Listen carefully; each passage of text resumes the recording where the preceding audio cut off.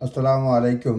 আজকে অনেকগুলি সংবাদের মধ্যে একটা রয়েছে যে 70 এবং 80 দশকে যারা ব্লাড ইনফেক্টেড হয়ে মারা গেছেন, এফেক্টেড হয়েছেন, তাদের জন্য সরকার ক্ষতিপূরণ দেওয়ার সিদ্ধান্ত নিয়েছে। অলরেডি অনেকে পেয়েছেন।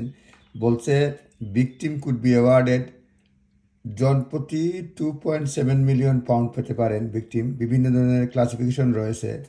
আমি কয়েকটা আপডেট দেওয়ার চেষ্টা করব। এখানে victim of infected blood scandal will receive up to 2.7 million pound পাবেন each compensation pay out government announce করছে, অত পাইতে পারে। সার্ভাইভর যারা hepatitis due to the contaminated blood, দূষিত রক্তের জন্য, will receive up to 1.1 million, সবগুলি পাউন্ডে বলবো। এবং যারা HIV হয়েছে, এফেক্টেড হয়েছে, তারা হবে 2.2 মিলিয়ন এবং 2.7 মিলিয়ন ইচ পাবে। ফ্যামিলি মেম্বার যারা আছে also get lump sum payment raising from 110 for husband and wife of ভিকটিমের হাজব্যান্ড কিংবা ওয়াইফ, তারা হবে 110,000 পাউন্ড। তারপরে 55,000 পাবে বাচ্চারা, ফর চিলড্রেন 30,000 তাদের ভাইয়েরা পাবে। এই একটা হিসাব দিয়েছে। Details of the multi billion pound scheme unveil parliament, গতকালকে পার্লামেন্টে এটা প্রকাশ করা হয়েছে। এবং বলা হচ্ছে এখানে বলা হচ্ছে the day after the inquiry concluded that scandal could have been prevented, এটা প্রিভেন্ট করা যাইতো কিন্তু কভার আপ করা হয়েছে, সরকারের পর সরকারকে লুকানো হয়েছে। More than 30,000 people were infected with the deadly virus between 1970 এবং early 90s from blood transfusions on blood products they got on NHS।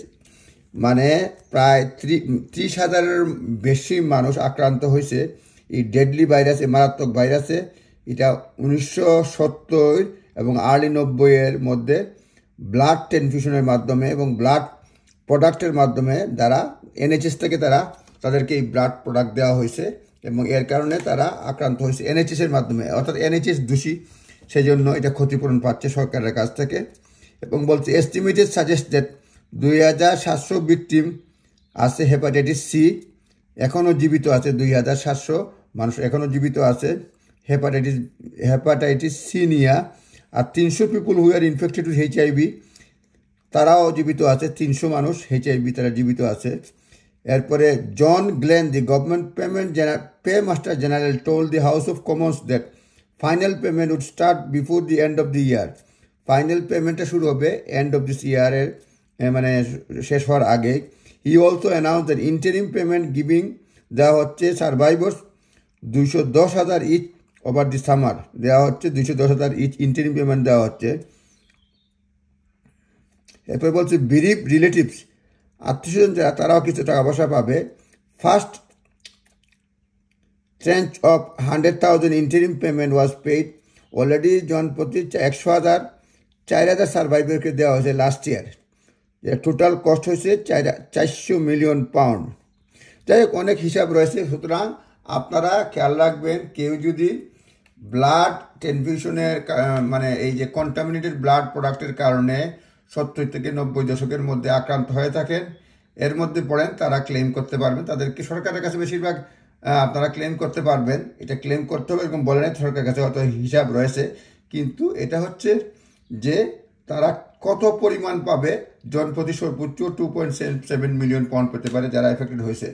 এছাড়াও দাবি উঠছে, তৎকালীন যিনি ডিল করছেন লেখছেন মেলস্ট্রাইড, বলছেন এই যে লর্ড ক্লার্ক, তার লর্ডশিপ চলে যাওয়া উচিত, মিসলিড করা হয়েছে। Department of health, a school and NHS trust could face corporate manslaughter investigation over a scandal.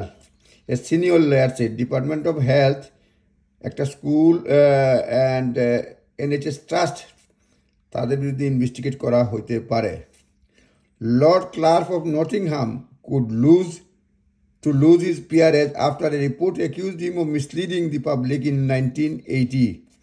80-র দশকে 80s মানুষকে মিসলিড করার জন্য লর্ড ক্লার্কের বিরুদ্ধেও তার পিয়ারেজ লস করার দাবি উঠছে, আর কি বাতিল করে দেওয়ার জন্য এরকম দাবি উঠছে। দেখা যাক কী হয়। এটা জাস্ট আপনার সঙ্গে শেয়ার করলাম। কেউ যদি blood contaminated blood product use করার কারণে ভিকটিম হয়ে থাকেন, তারা ক্লেম করতে পারে। ধন্যবাদ।